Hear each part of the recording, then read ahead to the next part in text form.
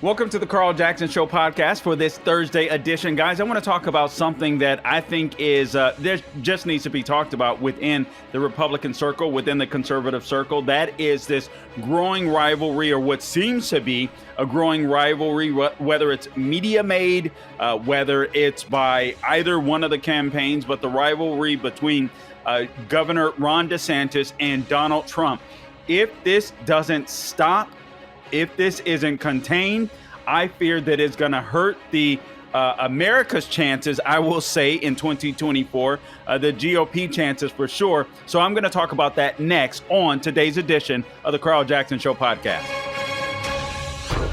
Redeemed, rehabilitated, and real entertaining. This is the Carl Jackson Podcast.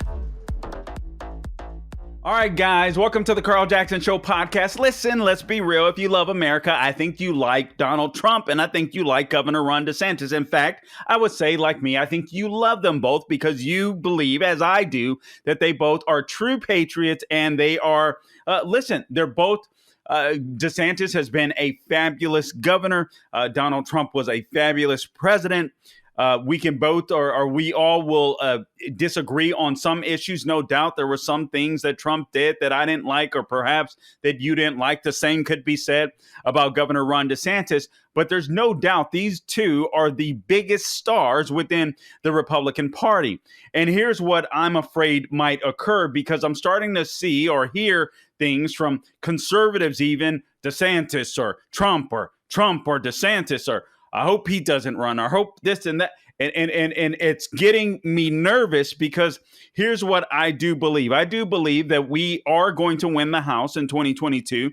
The conservative movement is. I hope that we win the Senate with some people that are constitutionalists that'll actually fight back and quell the efforts of the Biden administration. And then our hope is to regain the White House in 2024 with someone that has courage and conviction and political instincts like a Donald J. Trump has shown before, and get everything that we want done in order to shrink the size of government, free the American people from the chains of big government, and make America prosperous again.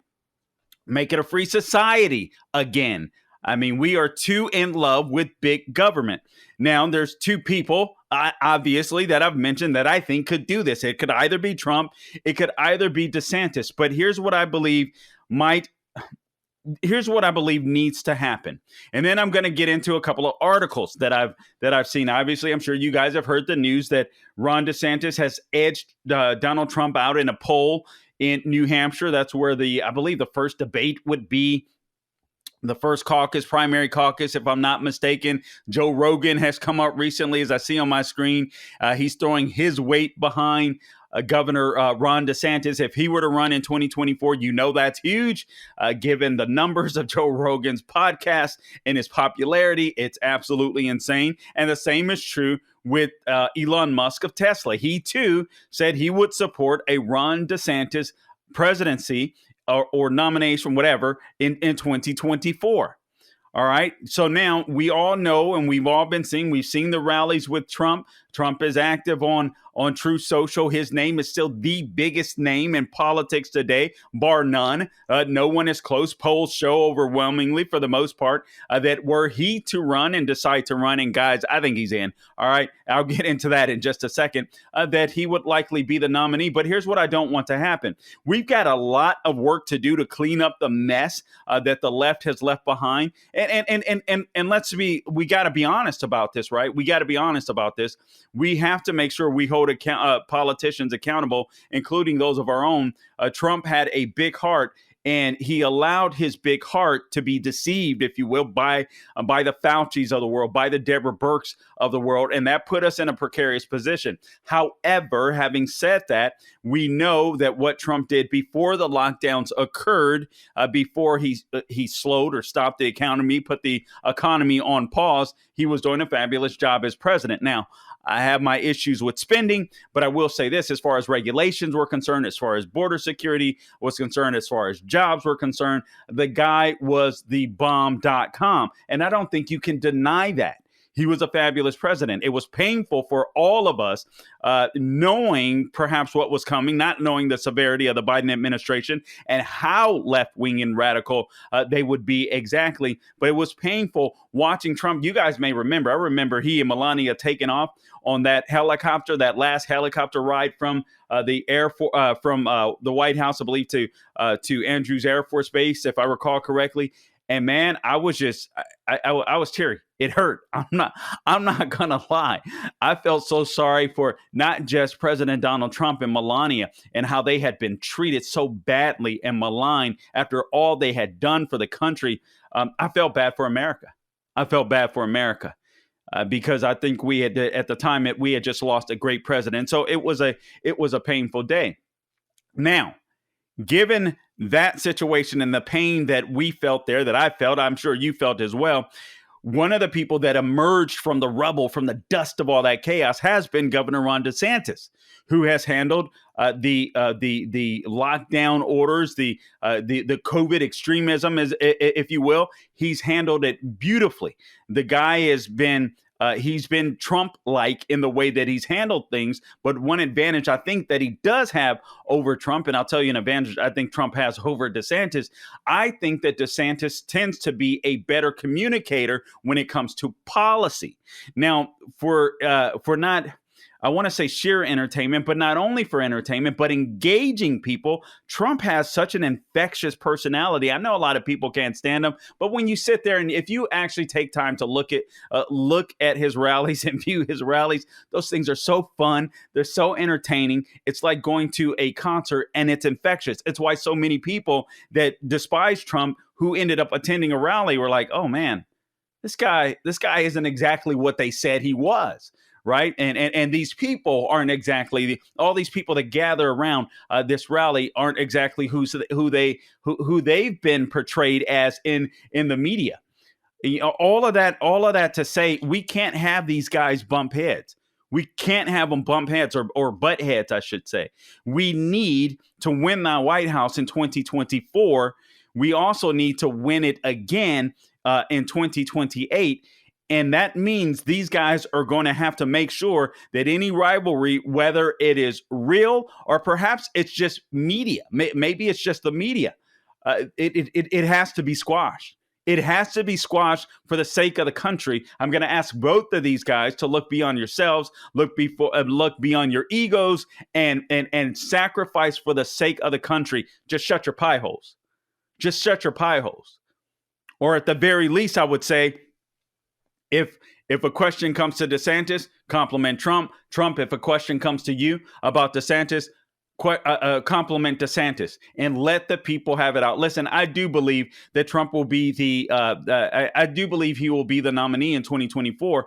But again, there's a lot of rumblings that DeSantis may want to run. There's other people as well, and we'll talk about that.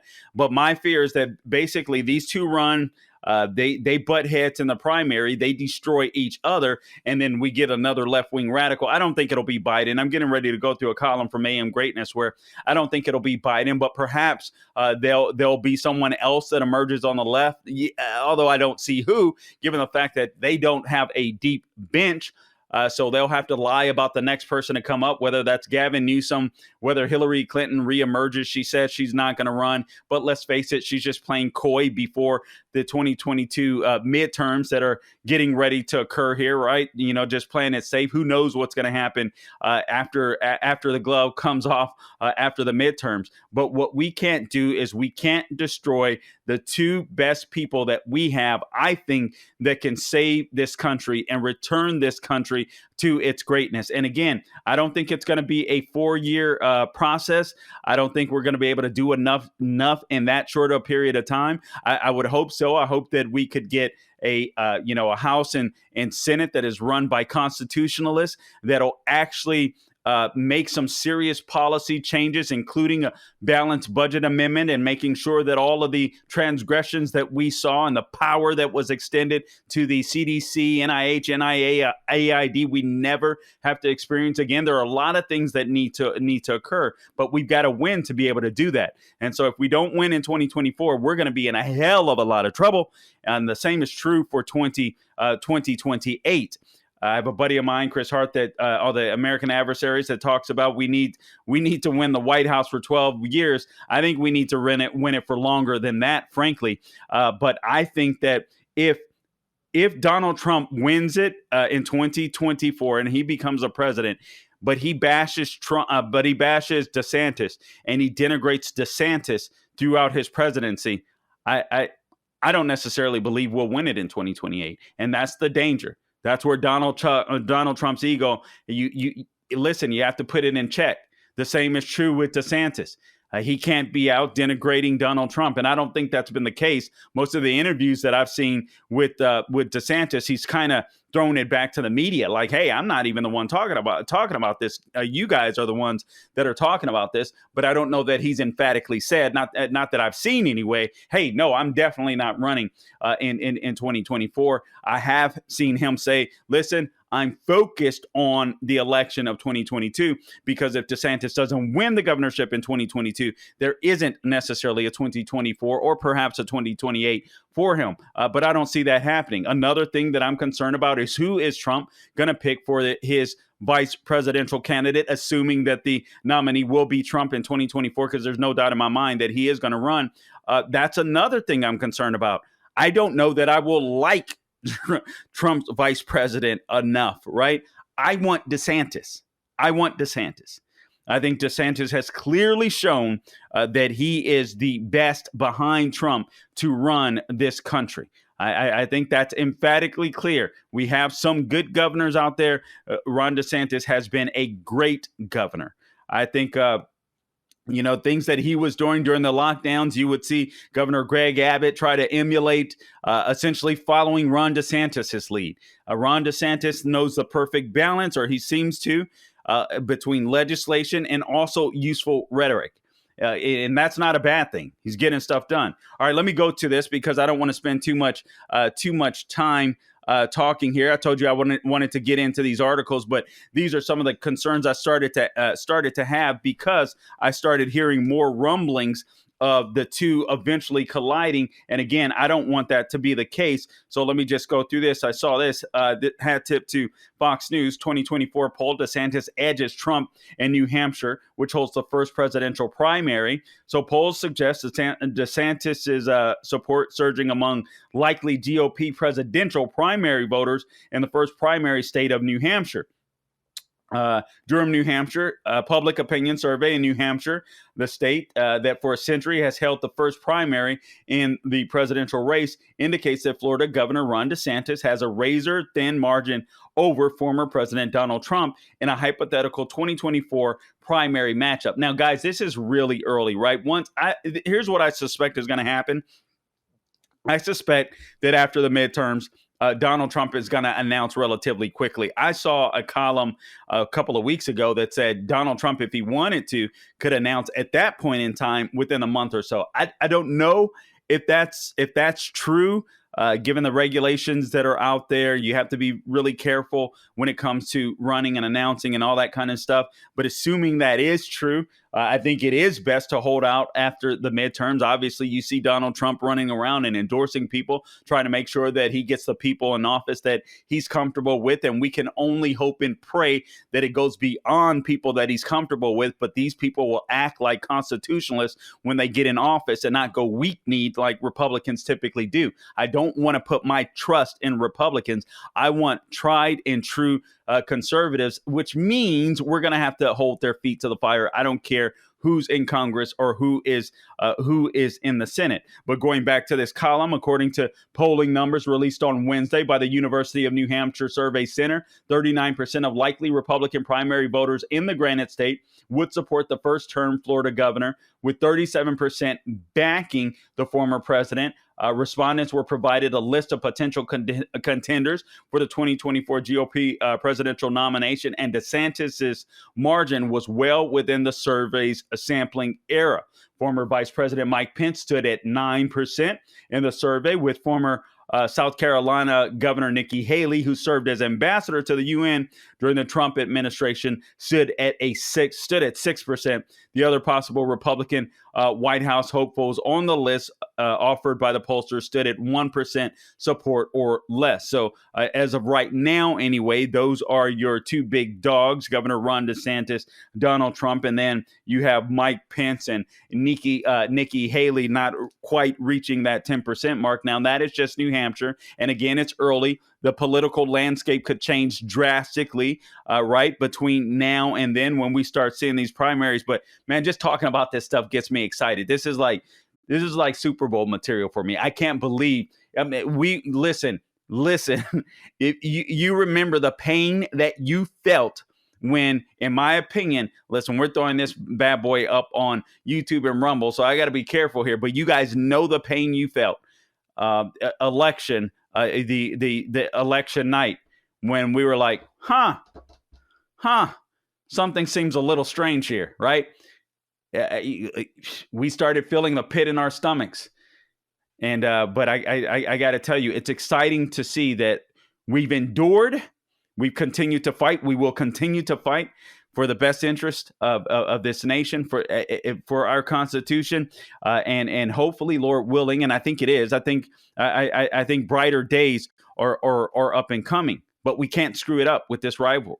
We can't screw it up. But that's what's happening in New Hampshire. And then you have this, Daily Wire, Rogan throws weight behind top 24 presidential contender, praising effing brilliant Ben Shapiro.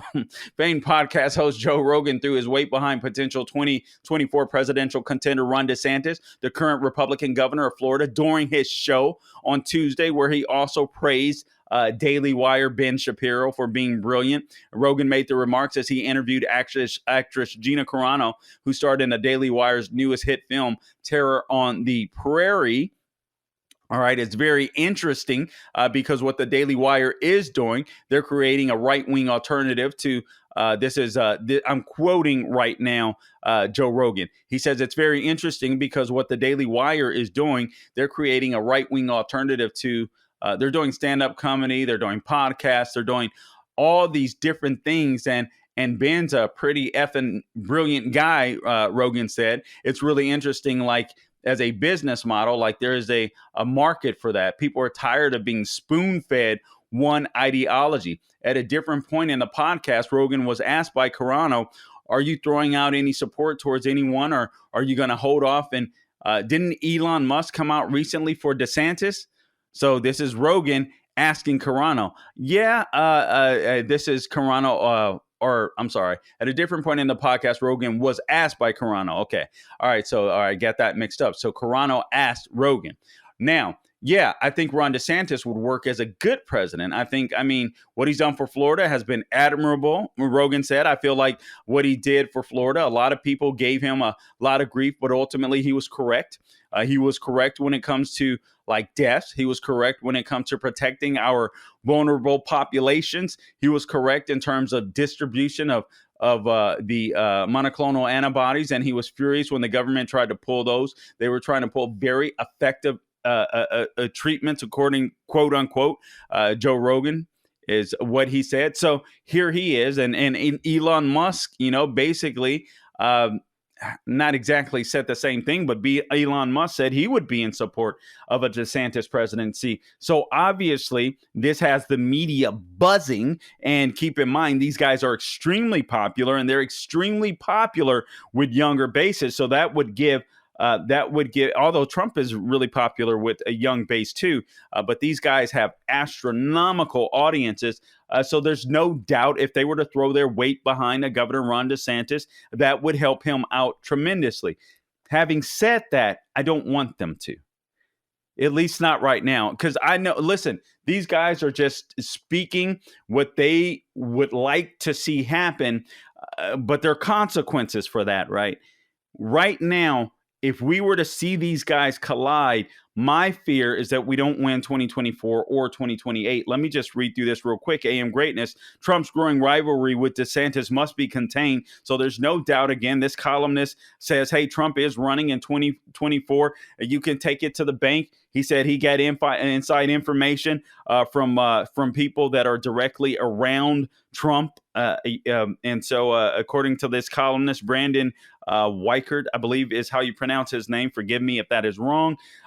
He said Trump himself, you guys may remember this, he was out on a golf outage, a golfing event of some sort earlier this year. And the person recording the video said, and I quote, "First on tee, the 45th president of the United States." And then this comment prompted Trump to say 45th and the 47th president. All right. You don't listen. Trump can be a hilarious character. The guy was absolutely funny, but I think this is serious. I think this is a guy who wants to make a comeback. Art of the deal, art of the comeback. This is the guy who wants to make a comeback. This is a guy who believes no matter what you might believe about the 2020 election, whatever you might believe, it doesn't matter. He believes that it was legitimately taken from him. I'm not even going to opine on that. You guys already know where I stand on that issue. Earlier this month, Trump teased about announcing a run after the midterms.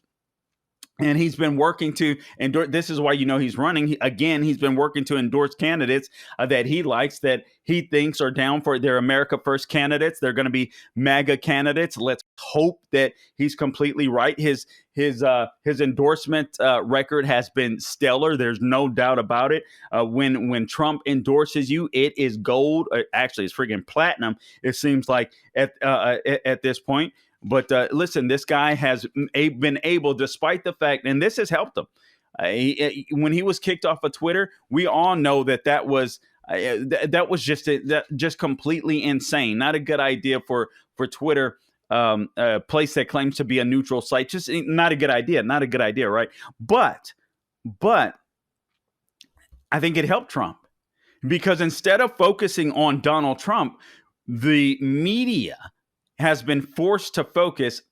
I want to say the media has been forced to focus on Biden's policies, and many of them have, but also they haven't. That's why we have this nonsense with the J6 or the Jussie 6 commission that's going on. All attempts to distract from what the Biden administration and Democrats are doing, the havoc that they're wreaking on this nation. But still, Trump being off of Twitter has allowed people to see more clearly how good Donald Trump's policies were.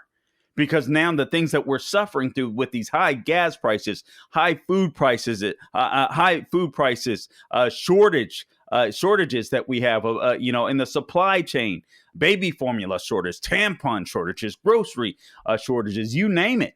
It's absolutely unbelievable. So Trump likes to be in charge. He likes to be front and center. He's been able to continue to do that despite being off of Twitter. And there's no doubt in my mind that he wants to avenge what he believes was an election that was taken from him, regardless of what you might believe.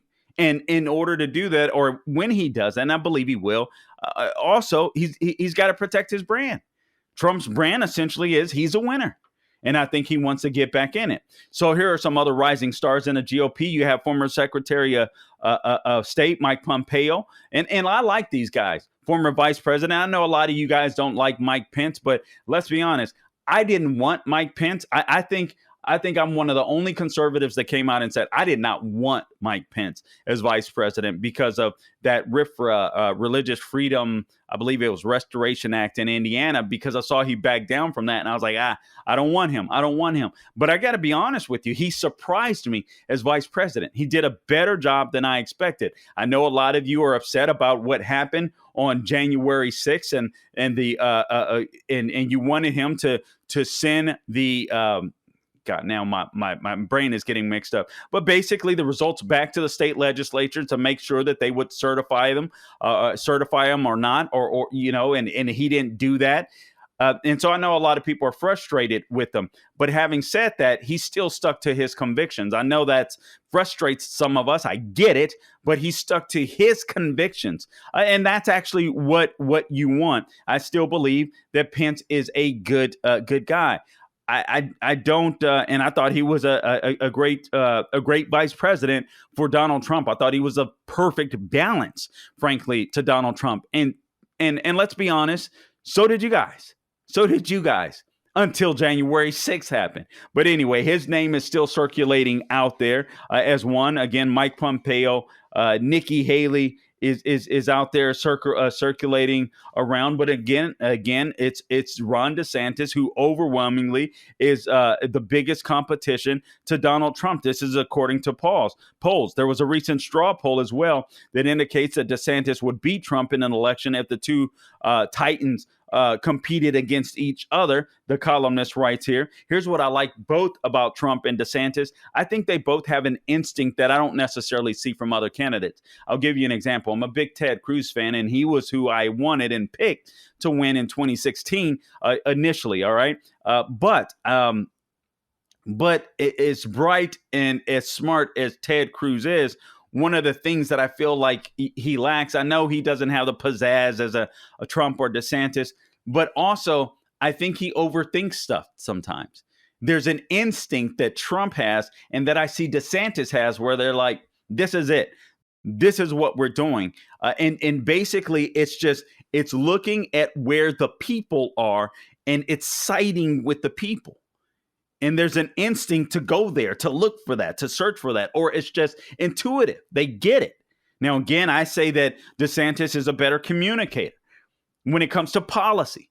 And I think that's important. And so I can see why people like DeSantis. I'm the same. I want to see DeSantis in the White House. And one thing you have to be aware of, one of the things that happen is we literally, you got to keep in mind, everyone has been backed up for years, right? The career moves or projections, all of that has been backed up. With the election of 2020, most people were expecting, I was certainly, that Trump would walk into the White House again. He would be the president again, and then DeSantis would get reelected this year as governor, and then perhaps go on to run in 2024. That's what that's what everyone was expecting. I think Mike Pompeo, Mike Pence, all of them. Well, the 2020 elections really put everyone's ambitions on hold. And now this is a little awkward because everyone was planning and all this kind of stuff, but Trump is back.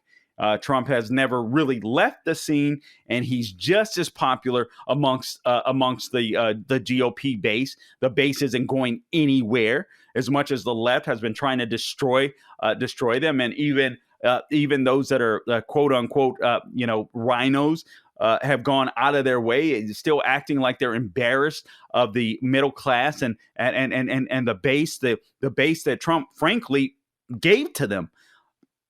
They act like they're embarrassed of, but DeSantis has embraced them. Trump has embraced them. Guys, I mean, we have some great potential candidates. DeSantis acts like a lightning rod, just like Trump. Trump hit on immigration and the way he was able to capture people's imagination and capture the attention of the base. It was magnificent. DeSantis did the same. He did the same, but he did it with the lockdowns. He did it with COVID. He did it more recently with Disney and the transgender moment, if you will. That was occurring, standing up to some of these woke corporations. DeSantis is his instincts are very good, just like Trump. They're very good. But I'm afraid these guys are going to cancel each other out. Trump and some of his surrogates, according to the columnist, because of his popularity with the base, some of Trump's surrogates have already begun a whisper campaign denigrating Ron DeSantis, at least according to the columnist. This is a guy that says he knows people on the inside, right? This is a mistake, he says, and does a great disservice to the Republican Party. I would say to the country. I'm not wedded to the Republican Party. I would say this does a great disservice to the country, because if these men, both Trump and DeSantis, don't make sure that this is snuffed out, get past your egos. When you leave office, we're going to remain. All right? We're going to remain. Get past your egos. Love you both. Get past the egos. There shouldn't be anyone in Trump's base denigrating Ron DeSantis, vice versa. And from what I've seen in the past, I think Ron DeSantis has done a better job of just basically shooing the stuff away. Whereas I think Trump tends to take it more personally. And I could see why he would, given the fact that he feels like he was cheated, regardless of what you believe, out of a win in 2020. All right, so I understand it. And I understand his frustration, but nonetheless, this has got to stop. I have no idea whether or not DeSantis is going to run. I suspect he would want to, but I would hope that what he would do, I hope that he and Trump would meet together, come to an agreement. I'm going to run in, I'm running in 2024. Hey, I'm running in 2028. Trump, don't endorse anybody. Frankly, I want DeSantis. I don't care who's endorsed at that point. Unless somebody else comes up that's even greater. I don't care who's endorsed at that point. I want DeSantis in 2028. He's popular. He's well known. And I think he will probably continue to enhance his stature. But listen, let's be honest. Over the next couple of years, the left is going to just do everything they can to destroy Trump. They'll do everything they can to destroy DeSantis. That's what they do. That's what they'll do. All right. Now, by the time 2024 rolls around, the columnist says the country will have endured at least 3 years of record high inflation. The American dream of owning a home will have been priced out for many Americans, particularly young Americans. We may or may not be in a shooting war with Russia over Ukraine, and essential goods will continue to be in limited supply. Americans will be ready for a change as much, if not more, than they were in 2016. Now, this does assume that the GOP will do an effective job, because once they win the House and possibly even the Senate this year, here's what the left-wing media, the DNC media, is going to start doing. They're going to start saying, oh, you know what? Listen, Joe Biden would be able to get this done were it not for the Republicans, were it not for the Republicans in the House, were it not for the Republicans in the Senate. This is what's going to happen. So you're going to have people in the Republican Party that can actually communicate. Now, they'll finally have a better platform, because I don't think Nancy Pelosi is going to be Speaker of the House. Next year, I do believe that it's going to be someone in the GOP. I'm not fond of Kevin McCarthy, but it sounds like he's going to be the guy. I'm not impressed by Kevin McCarthy, but maybe he'll surprise me next year, because I think he's going to be the guy. Sebastian Gorka mentioned some things at an event that myself and my colleagues of theanswerorlando.com attended here in the Orlando, or was it Sanford Harley Davidson? I believe it was a fabulous place. Anyway, that Kevin McCarthy does listen to some of the conservatives, believe it or not, and that, he takes everybody's, he wants to hear from everybody. So that was promising to hear. So we'll have to wait and see what happens. But I do fear the next couple of years, listen, there's got to be some effective communication. Here's another thing that I want to bring to mind, and the columnist brings to mind. He takes us back to 2012 when Romney was so beat up by other people in the race, whether it was Newt Gingrich, Huckabee, and Santorum. And I got to be honest with you, at this point, it looks like we dodged a bullet in Romney. Good God, that guy sucks. There's no doubt about it. He is not at all the man that I thought he was. Now, I thought he was a moderate, but listen, I would have taken Romney over. And I don't, during 2012, Obama, he was straight up leading us towards socialism. We hadn't seen anything like that, not in our lifetimes. I hadn't for sure. And so looking at Romney, listen, he was a better choice for sure. You had Paul Ryan, Mitt Romney. Okay. Eventually they teamed up. But Romney was so beat up, the columnist says, eventually we all thought he was going to win. You and I, we all thought Romney was going to be able to beat Obama until he didn't. Now, I will say this. I have a slight disagreement with the columnist on this. If you go back to those debates, when Romney in that first debate with Barack Obama, he showed some debate skills. He smacked him upside the head a little, like I had never imagined. And I was like, oh, okay, maybe this guy will be better and stronger as our president than I thought. And I really got behind him. And then it was a second and third debate. And I was like, what are you doing? And I got to tell you, I spoke to a couple of people after those debates, and they were like, that's it. I'm not voting for him. This guy is weak. If this guy is going to bow down to him when, the country is on the cusp and all that, I'm just not doing it. It's just this big government GOP stuff. They're one and the same, the uniparty. And they were saying all that stuff at the time. And they were more right than I realized at the time. Let's put it that way. But the columnist makes a good point. He doesn't want them to cancel each other out, and therefore a Democrat, a socialist gets in. But again, just a slight disagreement, because I don't think that was the only thing at play. A lot at play was Romney's performance. All right.